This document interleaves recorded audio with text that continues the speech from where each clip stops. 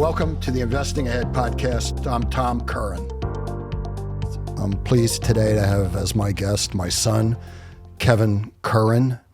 He is our co-CEO and Chief Investment Officer at Curran Wealth Management.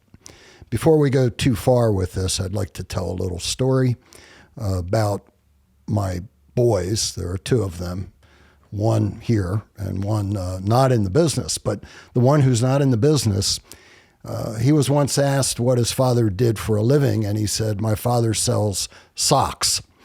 And so that might explain why he's not here today. And Kevin is the son who's part of the podcast. Kevin is a certified financial analyst. He's a graduate of NYU Stern School of Business, Lafayette College graduate, and he's worked in the financial services industry from the first day out of college, just like I did. It was basically the only business I've been in. Kevin started with Lord Abbett, a mutual fund firm. He went to Salomon Brothers Asset Management, Deutsche Bank, and after he got all that youthful exuberance out of his system, I decided it might be time to bring him on board at Curran Wealth Management. Now, Kevin, his primary role on a day-to-day basis is he's our Chief Investment Officer, which is the person who selects our securities for investment. We're a little unlike, I think, most advisors who typically hire outside managers. We are also an investment management firm, and shouldn't surprise anyone why our first name was Curran Investment Management, because we were really investment managers. And we went from that to wealth management, which is broader service to include doing business with the public, people like you. Since we started Curran Wealth Management, we also added an accounting business, which we call Hippo Tax Services. And I was asked when we named Hippo, why we did that. That seemed like a little bit of an unusual name for a tax business. But I said, if Apple can be Apple and Google can be Google, we can be Hippo. So we got into the tax business as well. But Curran's primarily, our focus in the early years was investment management. Now, Kevin, I want to talk to you a little bit about what we do and how we invest and the kinds of companies we choose. So why don't you tell us first a little bit about our flagship investment, which we call Core Growth. Sure. I'm happy you covered my investment industry journey before working for you, because I had to learn all the ways not to do things before I could. So it's sort of, if you're going to deconstruct something, you need to know how it works on the inside first, because we certainly don't approach things the way any of the predecessor firms I worked at do. Kevin, I'm glad you said that, because I said exactly the same thing. Maybe you've heard it from me too before, that I learned all the things I didn't want to do once we went into business as Curran. Yes.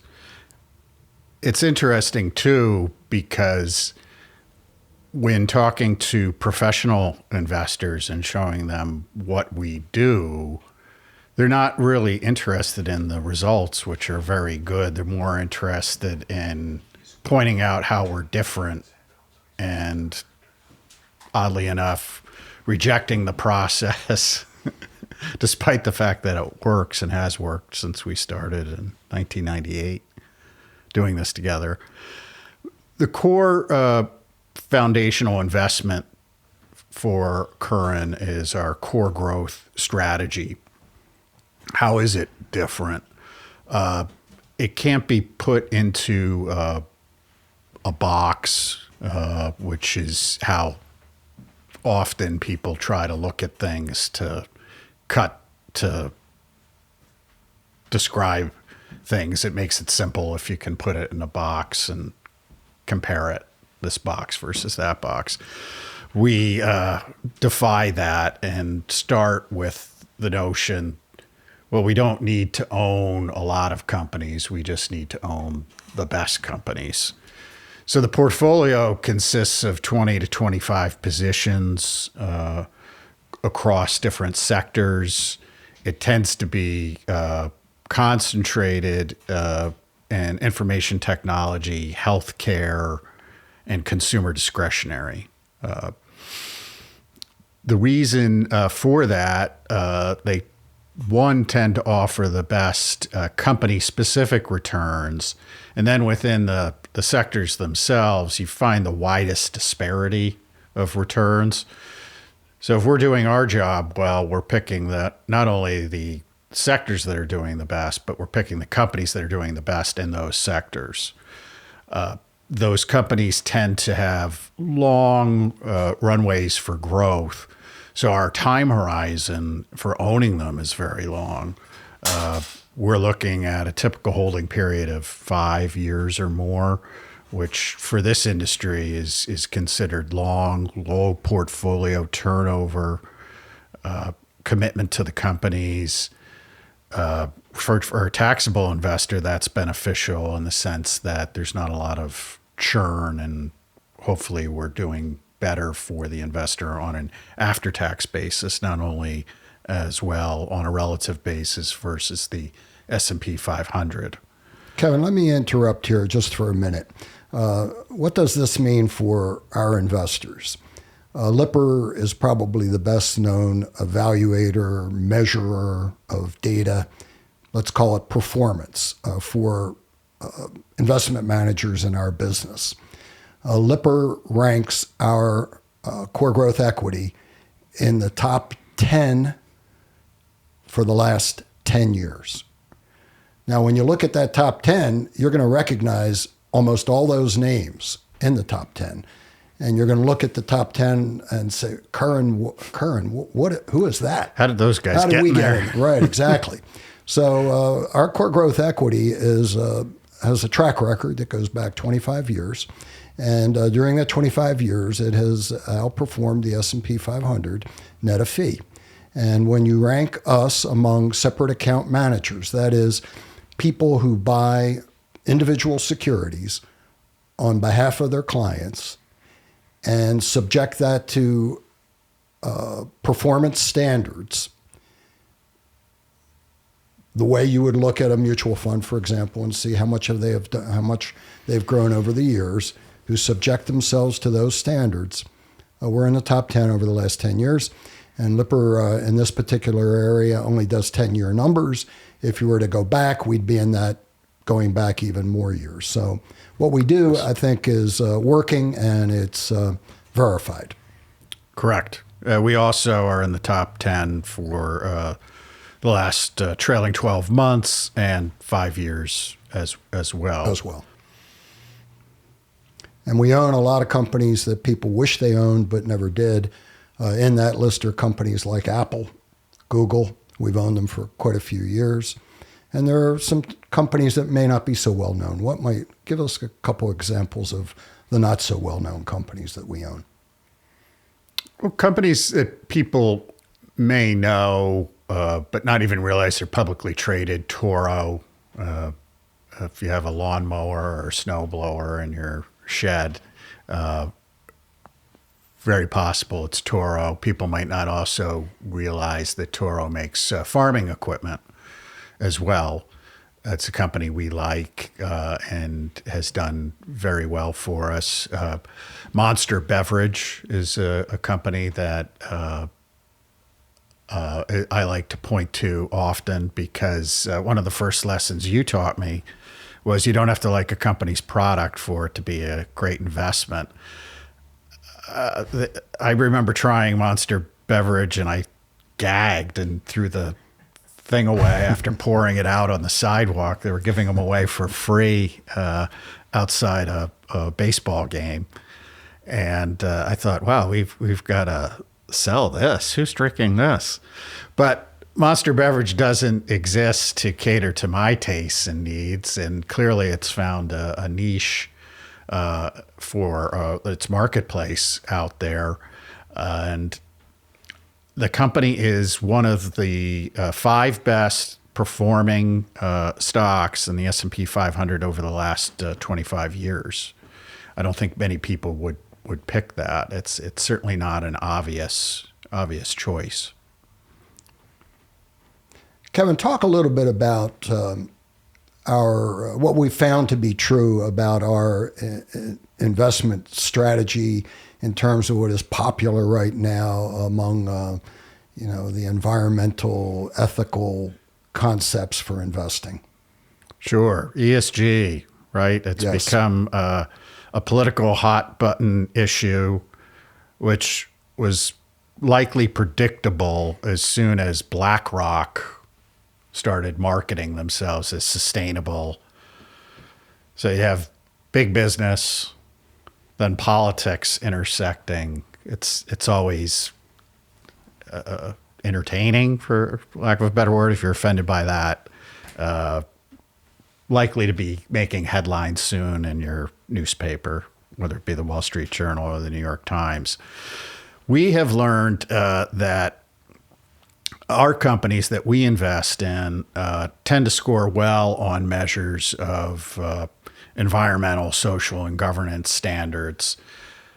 It was not a deliberate choice by us. It simply, we discovered that it was a byproduct of our natural process. And what I found is the best companies, which we like to identify as having consistent profitability, strong returns on shareholder equity, and clean balance sheets, which we measure by low levels of debt leverage, tend to score well on these measures. If you think about it, it's actually intuitive and makes perfect sense. If you're a company where your employees are happy to come to work and you're well managed by strong governance standards, it would stand to reason that you could be a good corporate citizen in the marketplace. If you are a company that's highly levered, lots of debt, struggling to pay its suppliers, struggling to provide raises and bonuses to your employees, environmental standards may not be the highest priority to operating your business. You're simply concerned with trying to keep the lights on and run the business on a day-to-day basis. So at first we were surprised, but then when digging deeper and analyzing it, it seemed to make perfect sense.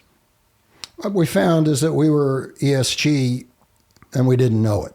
We realized it when we were invited to propose portfolios. When we went to propose the portfolio, we realized in many, many cases we were already ready for it. That's what we were buying.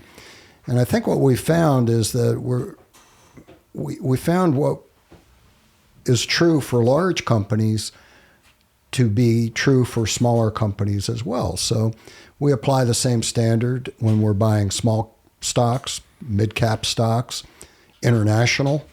We apply it to everything and have found that the results tend to be good.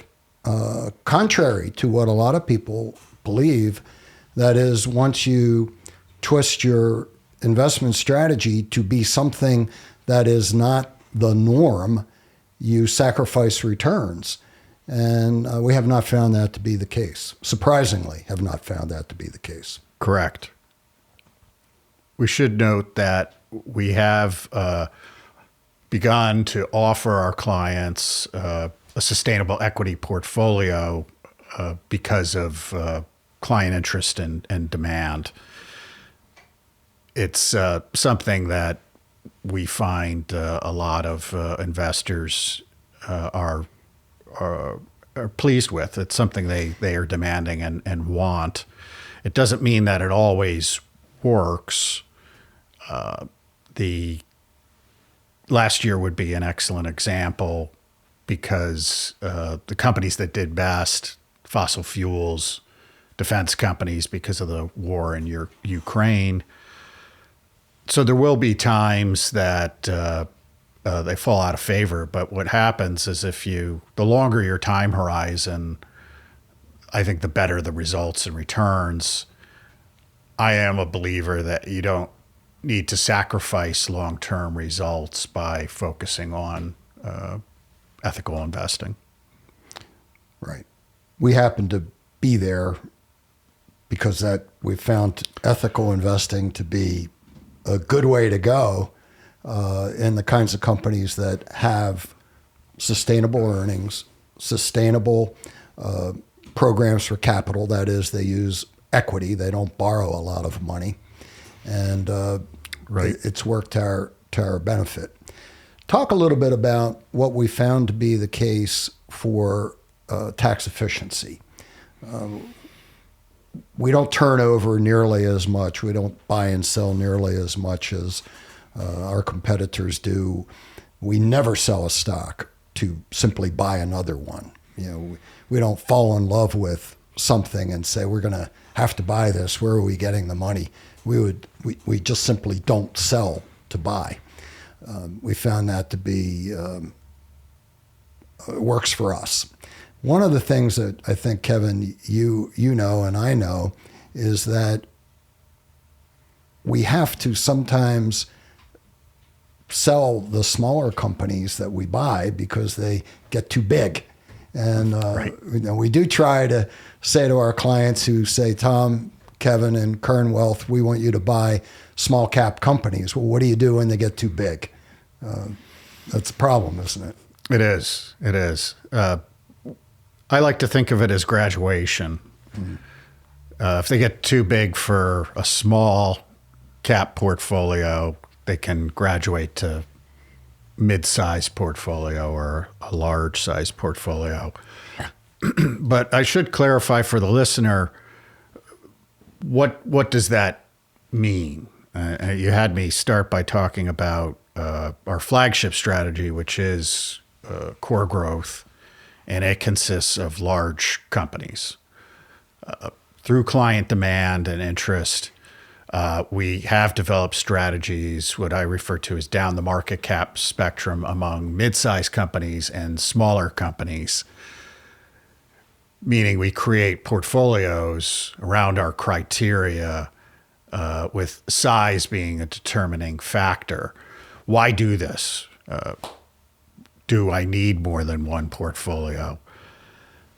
Well, over time, it's been shown that there is what we call a size effect with investing in companies, that if you have a very long time horizon, you can earn an extra return over and above large companies by investing in small companies.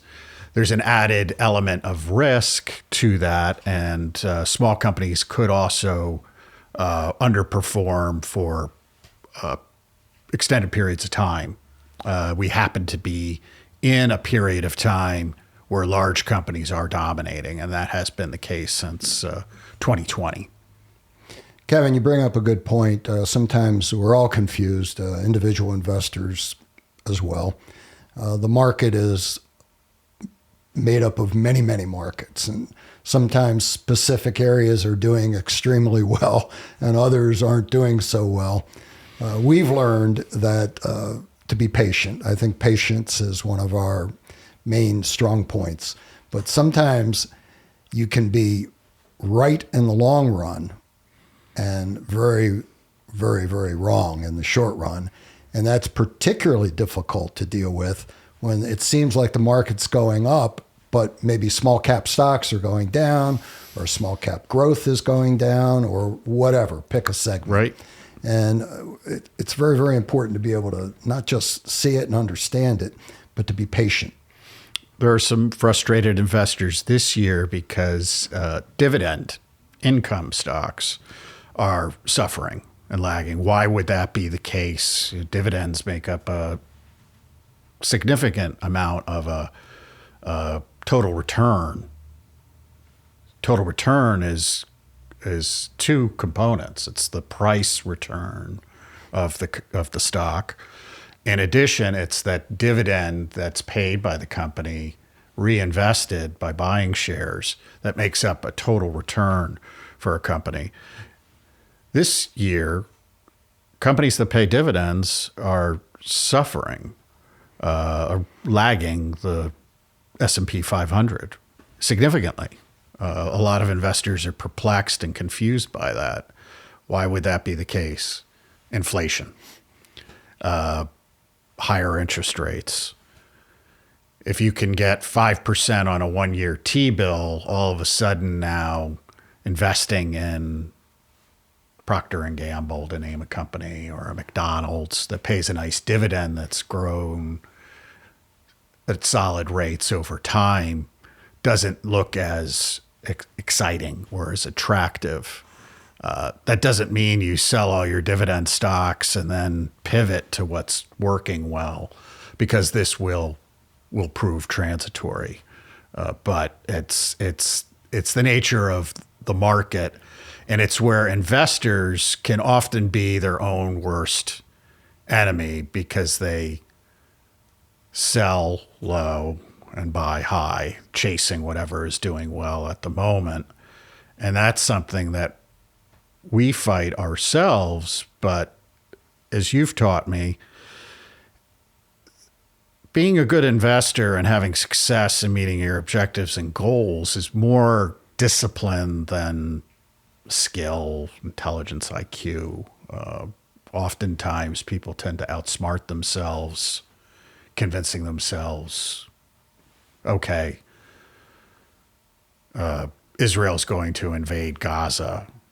What is that going to happen as it ripples through the market? Well, as another mentor taught me once, the 3 most refreshing words in business are, I don't know. And if we're honest with ourselves, that is often the answer.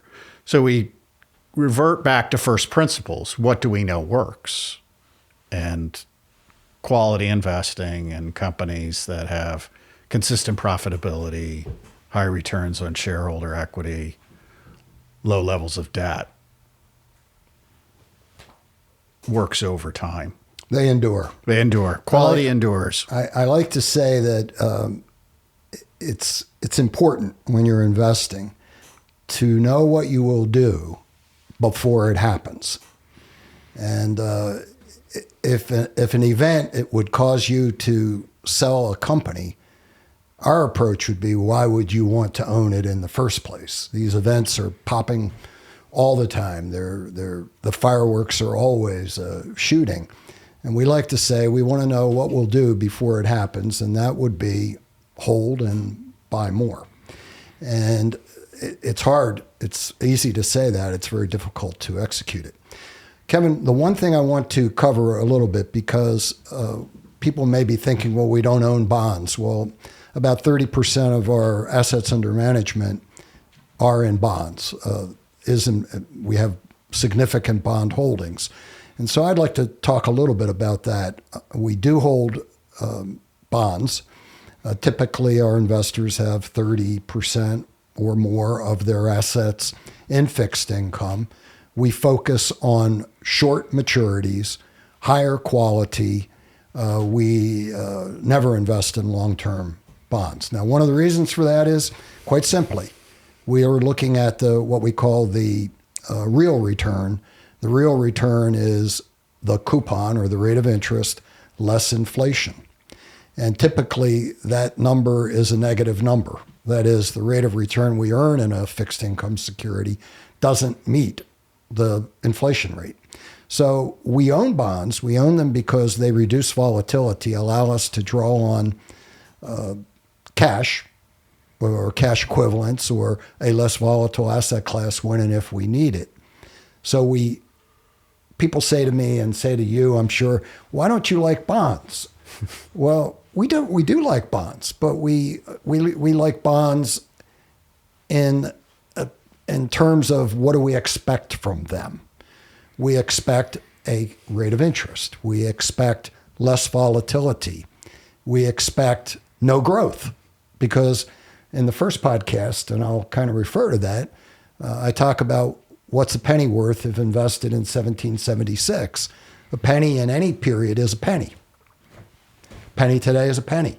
A penny in 1776 kept in cash or cash equivalents is worth $1 or so today.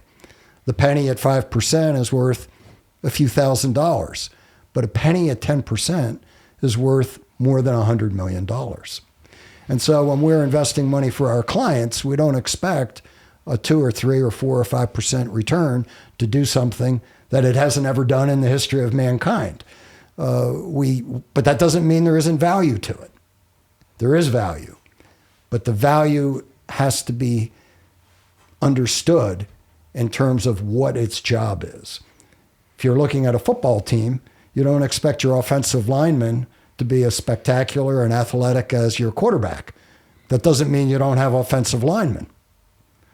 And that goes on in life and investment portfolios and everything. There's a purpose. At least for most people, there's a purpose. And we try to align that purpose with the investment goals of the client, the suitability and risk ability, how risk averse the client is, and we try to package that, put it together in a way that allows the client to maximize the rates of return. And so we do like bonds, but we don't expect them to do something they can't do. Right. You could own bonds really for two reasons. You always start with that premise, right? Why am I doing this? You own bonds to reduce portfolio volatility, reduce risk in the portfolio. Until recently, bonds didn't really offer much of an income potential because interest rates being so low. And now you could look at bonds for income as a possibility. The big moment in investing right now, and people don't even realize it's happening, and they'll be talking about it 5 years from now as if it was obvious. The transition, the rate transition, as you like to talk about, interest rates move in very long cycles. So they peaked in 1982, and they finally bottomed in 2020, near zero during the height of the COVID pandemic. Since then, they've been rising. It's clear that the trend is broken. Rates are no longer declining in a secular decline. They're now in the early phases of an increase. Is this going to last years, decades? That's a bit of an uncertainty. But what investors are learning the hard way, again, is that you had an extended period of time where it was easy to invest in bonds, because when interest rates go down, prices go up. Now that interest rates are rising, bond prices are declining. There's an inverse relation between the two. Many investors didn't realize that. In addition, the other thing that investors have gotten very used to in the last 20 years is that fixed income bonds, particularly long-term maturity bonds, tended to go up in price when the market was in decline. That has not been true now for 2 years. So people are seeing their stocks and bonds move more in alignment together. What is the implication then for investors? They lost sight of the fact that bonds can be risky, particularly long-term bonds. You're tying up your money for an extended period during a period of rising rates, falling prices. You sell the bond at a loss, you reinvest at a higher rate, you rationalize it, and you do the same cycle over and over again because the rates continue to climb higher over time. Every time you have a liquidity event, you're selling the bond and reinvesting at a higher rate, but you're still realizing a loss on the sale of the bond. That's why we focus on short-term maturities, and fixed income. Bonds and fixed income can still work, but you have to have a complete change in your approach to how you're looking at investing in this asset class. Kevin, I think we could talk a long time about fixed income and how it should be woven into a portfolio, a portfolio that's designed to work over the long term. I want to really thank you for being with us. Certainly, in the Investing Ahead podcast, there's a lot to talk about regarding investment strategies and what we do and how we see things. So I want to thank you very much, Kevin, for being here and contributing to this. And I do have to tell everyone out there that who have children, probably the most difficult thing to do in my life was to bring my son, a child of ours, into the business and have them understand that I'm no longer your father, at least from 9 to 5. I am the boss. And all those questions and dealing in what I would call a new environment, it's difficult. And so any of you out there who have children and are thinking about them coming into a business, I don't think I've implied anything you didn't already know. It's a totally different learning experience. And quite frankly, Kevin, I think it's made you a better person. I know it's made me a better person to understand that and to learn to appreciate it. I thank you for watching this podcast. This is Tom Curran. Goodbye with thanks.